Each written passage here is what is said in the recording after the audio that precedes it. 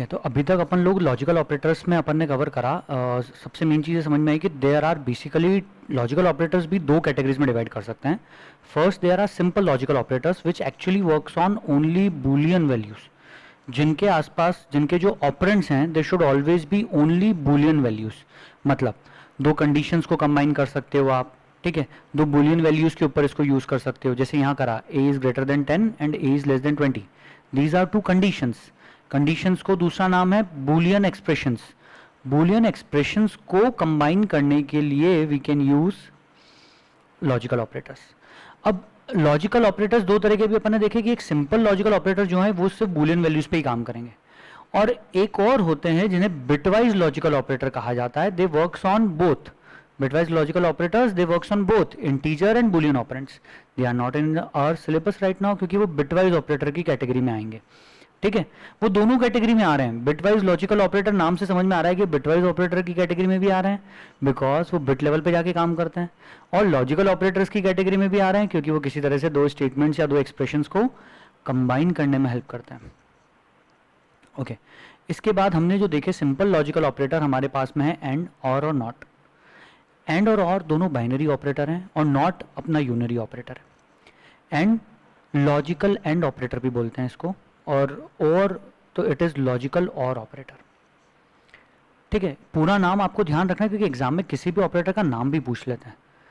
दोनों ही ऑपरेटर को वर्क करने के लिए दो ऑपरेंड्स चाहिए, इनके आजू बाजू दो ऑपरेंड्स होने चाहिए और दोनों ऑपरेंड्स बूलियन वैल्यू होनी चाहिए। दोनों ऑपरेंड्स बूलियन वैल्यू ना भी हों तो दोनों ऑपरेंड्स का रिजल्ट का टाइप जो है वो बूलियन वैल्यू होना चाहिए। जैसे इसके डबल एंड के दो ऑपरेंड्स हैं, एक ये और एक ये, पर ये दोनों बूलियन वैल्यूज नहीं है, लेकिन इनका जब आंसर आएगा, जब इनको इवैल्यूएट करोगे तो that will be a Boolean value.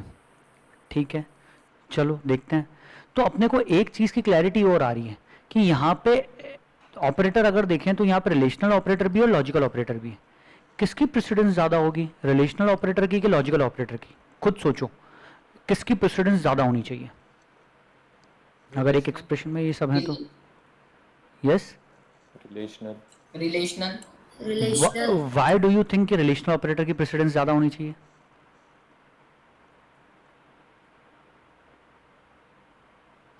देखो ऑब्वियसली हमको यहाँ पे एंड ऑपरेटर जो है वो वर्क करेगा बूलियन वैल्यूज पे।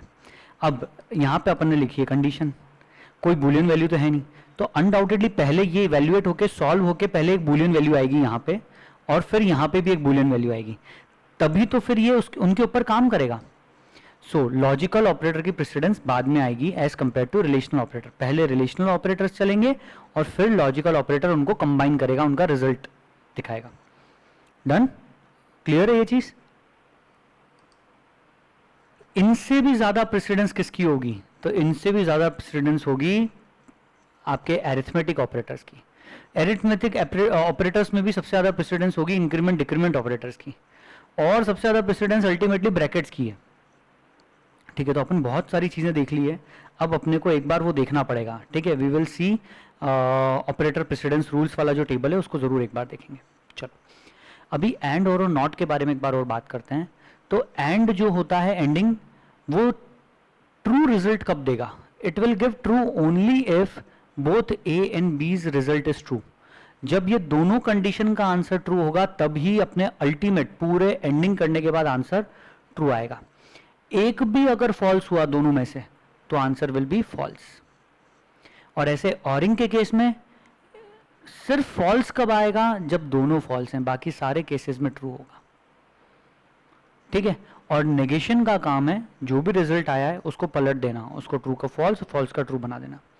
फिर हमने साथ में ये भी देखा था कि हम इस तरह से एक कंबाइंड कंडीशन नहीं लिख सकते। जावा में अगर आपको लिखना है तो यहाँ पे आपको दो अलग अलग कंडीशन बनानी पड़ेगी। एक बनेगी 25 इज ग्रेटर देन एज, और एक और बनेगी एज इज लेस देन 35, और इन दोनों को आपको कंबाइन करना पड़ेगा एंड ऑपरेटर का यूज करके। ठीक है, क्यों? क्योंकि अपन ने इस बारे में बात करी थी। यहाँ पे लेफ्ट टू राइट चलना शुरू हुआ मान लो, तो पहले ये वैल्यूएट होगा, ये वैल्यूएट हुआ तो इसका आंसर ट्रू या फॉल्स आ गया। अब मान लो इसका आंसर आ गया ट्रू एग्जाम्पल, तो क्या ट्रू इज लेस देन 35 कोई कंपेयर कर सकते हैं क्या ट्रू को और 35 को? तो वी कैन नॉट, है ना। ये भी हमने यहाँ पे पॉइंट पढ़ा कि बूलियन वैल्यूज को, मतलब यहाँ पे जो दोनों ऑपरेंड्स है वो बूलियन टाइप के होने चाहिए। और इसके पहले अपन जब रिलेशनल ऑपरेटर पढ़ रहे थे तब रिलेशनल ऑपरेटर के टाइम पे पॉइंट्स टू रिमेंबर में था हमारे पास में कुछ पॉइंट्स कि सबसे पहली चीज़ तो कि बूलियन एक्सप्रेशन का रिजल्ट बूलियन वैल्यू होता है। दूसरा, you can't compare incomparable values, जो कंपेयर नहीं हो सकती ऐसी चीज़ को आप यूज़ नहीं कर सकते। मतलब एक बूलियन और एक इंट, एक बूलियन और एक कैर, एक बूलियन और एक फ्लोट, इन चीज़ों को आप कंपेयर नहीं कर सकते, ठीक है। और सबसे बड़ी गलती लोग करते थे, कंपैरिजन के लिए असाइनमेंट ऑपरेटर यूज़ कर लेते हैं। You are suppose to use double equals to operator, ठीक है। कंपैरिजन में रिलेशनल ऑपरेटर जो है, जो कंपेयर करने के लिए है, that is double equals to without any space, ठीक है। यहाँ तक भी कुछ चीज़ें देखी और हमने ये भी देखा कि ए और बी अगर इंटीजर्स है तो उनके ऊपर हमारा ये काम नहीं करेगा, ठीक है। बिटवाइज लॉजिकल ऑपरेटर होता तो काम कर लेता, पर बिटवाइज लॉजिकल ऑपरेटर सिलेबस में नहीं है। आज हमको एक छोटा सा टॉपिक कवर करना है जो नया टॉपिक है, short circuit operator. Short circuit operator का मतलब कि ये जो एंड और ऑपरेटर्स हैं दोनों, जो हमने अभी अभी देखे, लॉजिकल एंड एंड लॉजिकल और, ये दोनों ही ऑपरेटर शॉर्ट सर्किट ऑपरेटर भी कहलाते हैं। इनको शॉर्ट सर्किट क्यों कहते हैं? इनको शॉर्ट सर्किट इसलिए कहा जाता है कि बेसिकली जब भी आप इनको दो एक्सप्रेशंस के ऊपर काम करवाओगे तो ये किस तरह से बिहेव करेंगे समझना। मुझे एक चीज़ बताओ, मैंने दो ऑपरेंड्स दिए ए और बी और एंडिंग लगाई है। ए का रिजल्ट अगर फॉल्स है तो क्या मुझे बी को सॉल्व करके देखना चाहिए या बी की तरफ जाना भी चाहिए? No sir. No sir. क्यों? क्योंकि अल्टीमेटली हमको पता है कि आंसर फॉल्स ही आएगा। अगर एक भी फॉल्स हो गया तो आंसर फॉल्स होगा, बराबर। तो अगर ए फॉल्स हो जाता है तो बी को देखने की जरूरत ही नहीं है, बी की वैल्यू फॉल्स है कि ट्रू उससे फर्क ही नहीं पड़ता। अगर ए फॉल्स है तो आंसर फॉल्स है, इतना ध्यान रखना है, राइट। सिर्फ और सिर्फ जब ए की वैल्यू ट्रू है तब अपने को बी को भी देखना पड़ेगा कि ए अगर ट्रू है तो बी अगर फॉल्स निकल गया तो फॉल्स, और बी अगर ट्रू निकल गया तो ट्रू। मतलब दोनों देखने पड़ेंगे। किस केस में? जब ए ट्रू है तो। जिनको मेरी बातें नहीं समझ में आ रही अभी एक्सप्लेन करता हूं, अभी प्रॉपर तरीके से समझ में आएगी। Let's see an example. हम लोगों के पास में यहाँ पे एक एग्जांपल है। यहाँ पे देखो लिखा है A is greater than B and plus plus A is less than 100। अब ये जो एक छोटा सा एक्सप्रेशन है, इस एक्सप्रेशन में बहुत सारे ऑपरेटर यूज में आ गए। इनमें ऑपरेटर प्रेसिडेंस रूल्स अगर लगाएंगे तो सबसे पहले इंक्रीमेंट डिक्रीमेंट ऑपरेटर चलना चाहिए, फिर रिलेशनल ऑपरेटर वर्क करेगा और फिर लॉजिकल ऑपरेटर वर्क करेगा। बात समझ में आई मेरी कि ऑपरेटर प्रेसिडेंस रूल्स के हिसाब से प्रेसिडेंस किसका है? देखो वापस दिखा देता हूं एक बार। ऑपरेटर प्रेसिडेंस रूल्स ये रहे, ठीक है। Precedence and associativity rules. सबसे ज्यादा प्रेसिडेंस आपके पास में है brackets, then plus plus and minus minus, और या फिर जो सिर्फ माइनस था जो अपन ने कभी यूज भी करा। अभी एक क्वेश्चन में आया था, सिर्फ किसी ऑपरेंड को नेगेट करने के लिए माइनस यूज करा था। और नेगेशन किसी बूलियन टाइप के वैल्यू को नेगेट करने के लिए, ट्रू या फॉल्स बनाने के लिए। ये सारे यूनरी ऑपरेटर्स जो हैं, देखो ये सब यूनरी की कैटेगरी है, ये सब यूनरी ऑपरेटर हैं। और सबसे राइट मोस्ट वाला अपने सिलेबस में नहीं है। ये जितने भी यूनरी ऑपरेटर्स हैं इन सबकी प्रेसिडेंस सबसे ज्यादा है। सबसे पहले तो ब्रैकेट्स की है और टाइप कास्टिंग समझ लो अपन, और फिर उसके बाद यूनरी ऑपरेटर्स हो गए, फिर मल्टीप्लिकेटिव मतलब इनटू डिवाइड मॉड, फिर प्लस और माइनस, फिर आए आपके रिलेशनल ऑपरेटर। अभी अपन शिफ्ट को छोड़ रहे हैं, वो सिलेबस में नहीं है तो वो बिटवाइज ऑपरेटर है। Relational operator sir screen is blur. तो हम लोगों को यहाँ पे दिख रहा है वापस से कि रिलेशनल ऑपरेटर्स का प्रेसिडेंस और कम, जैसे जैसे नीचे बढ़ते जाएंगे ऑपरेटर्स का प्रेसिडेंस कम होता जाएगा। फिर रिलेशनल में भी ये double equals to and not equals to का प्रेसिडेंस कम है as compare to less than, greater than, less than and less than equal to. पर आप अभी सिर्फ इतना समझो कि रिलेशनल ऑपरेटर्स का प्रेसिडेंस एरिथमेटिक ऑपरेटर से कम होता है। एरिथमेटिक कौन कौन से हैं? ये जो मल्टीप्लिकेटिव और एडिटिव दिख रहे हैं। ऐसे अपन और नीचे बढ़ें तो बिटवाइज को भी छोड़ दो, लॉजिकल पे आते हैं। देखो रिलेशनल ऑपरेटर के बाद आ रहे हैं लॉजिकल ऑपरेटर्स, इनकी प्रेसिडेंस बाद में है, उसमें भी एंडिंग की पहले और इनके बाद में है, ठीक है।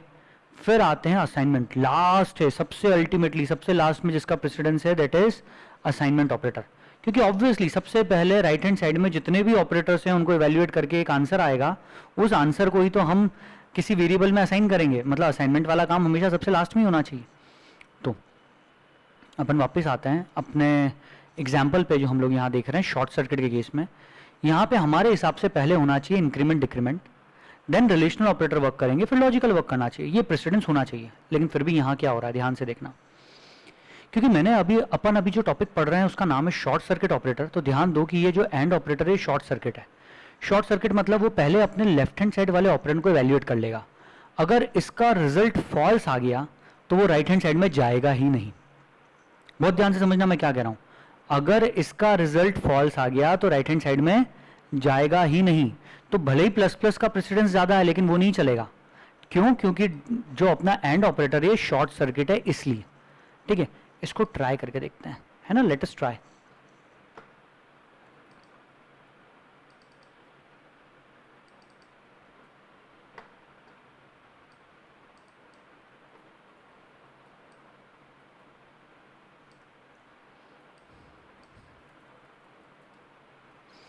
अब अपने हिसाब से इसमें क्या होना चाहिए, तो पहले देखो अगर आप, तो A is greater then B।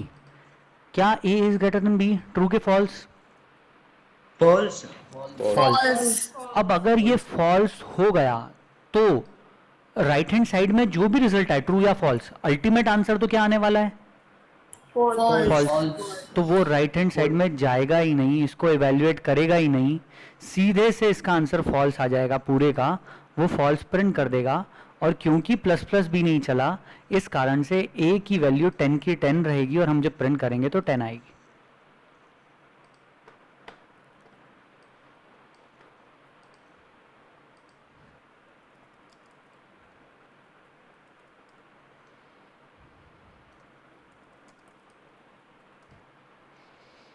Clear?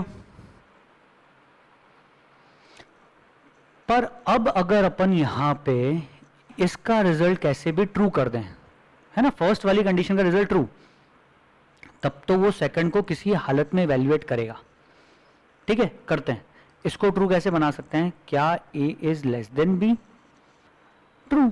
अब ये ट्रू है तो इधर तो चलेगा, इधर जाएगा तो सबसे पहले अब इंक्रीमेंट ऑपरेटर चलेगा। अब A की वैल्यू बढ़ के हो जाएगी 10 की जगह 11। क्या 11 is less than 100? True. Yes. तो true and true, ultimate result will be true. तो अल्टीमेटली ट्रू प्रिंट होगा। और A की वैल्यू क्या प्रिंट होगी? 11। Thank you so much, thank you so much. True and 11। ठीक है, तो शॉर्ट सर्किट ऑपरेटर कैसे काम कर रहा है एक लेवल पे समझ में आया? ठीक है, इसके ऊपर बेस्ड ना तुम्हारे स्कूल में कोई क्वेश्चन पूछेंगे ना बोर्ड एग्जाम्स में भी क्वेश्चन आएगा। पर ये ऑपरेटर अपन पढ़ क्योंकि टॉपिक रहे हैं लॉजिकल एंड ऑपरेटर, लॉजिकल और, तो उसके बारे में ये बात बताना बहुत ज़रूरी थी इसलिए मैंने बता दी। ठीक है, अभी एक और एग्जांपल देखो, जैसे ऑरिंग के लिए। अब ऑरिंग के केस में मुझे बताना हमें राइट हैंड साइड में कब जाना चाहिए। जब लेफ्ट हैंड साइड वाले की वैल्यू ट्रू हो या फॉल्स हो तो हम चेक करें कब, कौन सी केस में हम राइट हैंड साइड को सॉल्व करें। सोचो, सुकून से सोचो।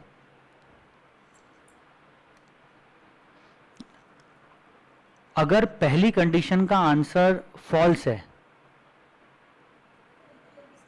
तो दूसरे वाले को चेक करने की जरूरत है कि नहीं है?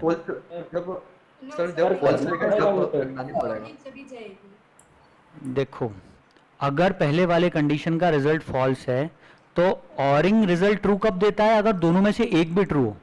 तो आपको तो दोनों चेक करने पड़ेंगे तभी ट्रू मिलेगा, बराबर। अच्छा, अगर पहला वाला ही ट्रू हो गया तो दूसरा वाला ट्रू हो कि फॉल्स, कोई फर्क पड़ेगा क्या?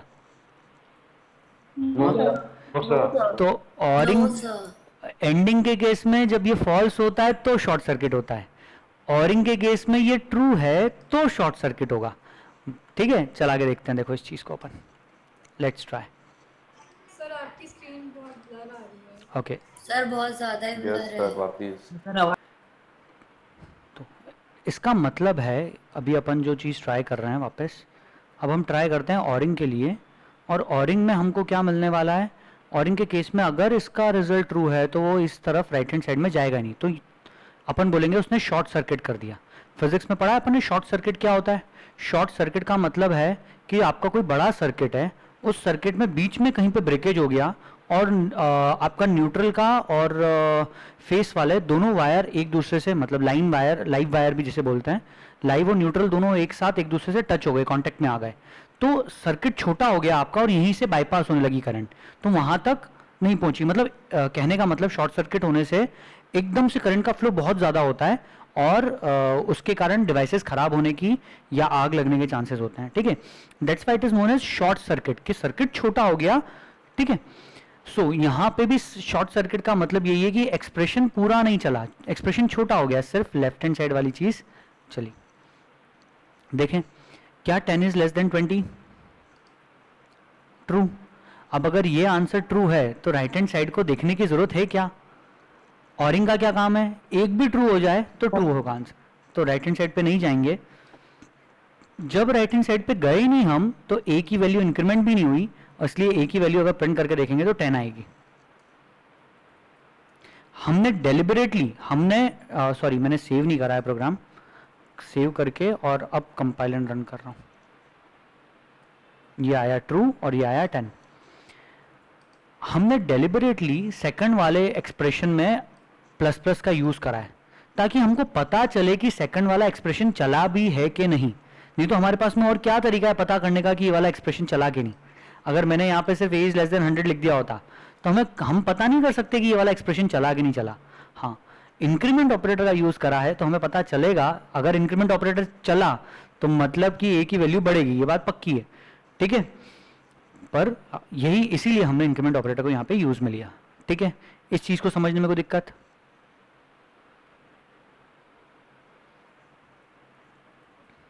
परफेक्ट। तो this is short circuit operator. ये शॉर्ट सर्किट की कहानी यहाँ पे कंप्लीट होती है, ठीक है। लॉजिकल ऑपरेटर्स वाला टॉपिक अपना यहाँ पे खत्म हो जाता है, इसको मैं यहाँ पे एंड कर रहा हूँ। किसी को कोई डाउट शॉर्ट सर्किट में? ओके।